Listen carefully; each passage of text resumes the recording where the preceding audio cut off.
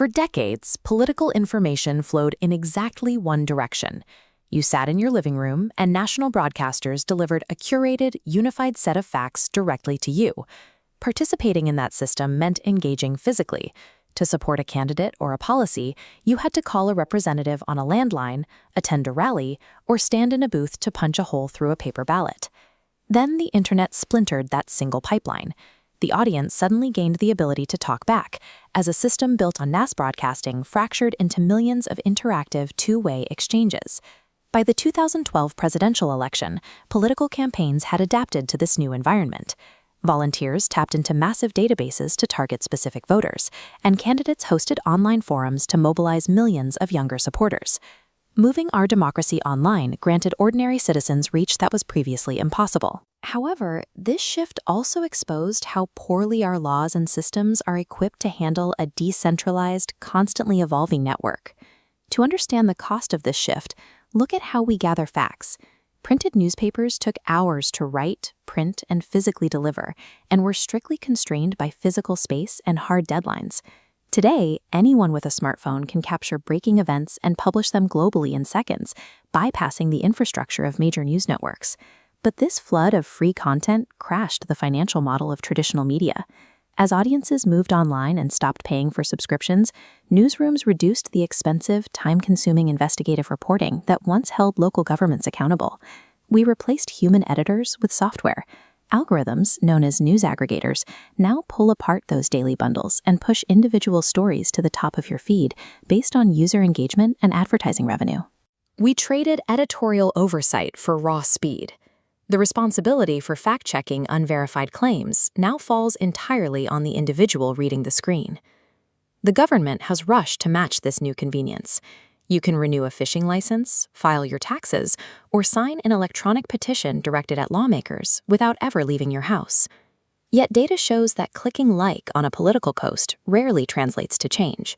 People are still 3 times more likely to discuss public affairs in person or over the phone than they are online. When it comes to the highest stakes of civic action, elections, convenience clashes with security. After the disputed Florida ballot count in the year 2000, Congress demanded an upgrade to the process. States across the country discarded outdated punch cards and installed computerized, in-person electronic voting machines.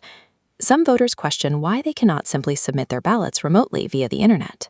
A fully online system creates risks for hacking, digital sabotage, and the loss of a physical paper record needed for recounts.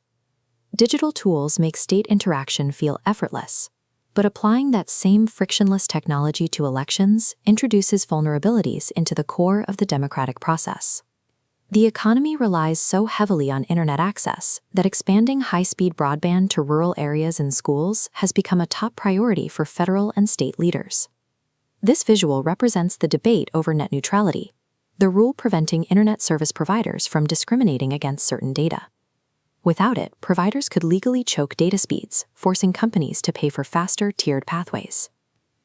Beyond data speeds, a legal gap persists between our digital data and the Fourth Amendment's protections against unreasonable search and seizure. If police want to search your physical home or read a text message you sent yesterday, they must prove probable cause to a judge to secure a search warrant.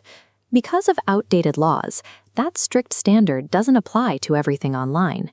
Investigators can use a lower standard document called a subpoena to seize your phone's GPS location, your IP address, and even your private emails if they are older than 180 days. By shifting our daily interactions onto digital servers for convenience, we have outpaced the Constitution, leaving our digital footprints legally exposed.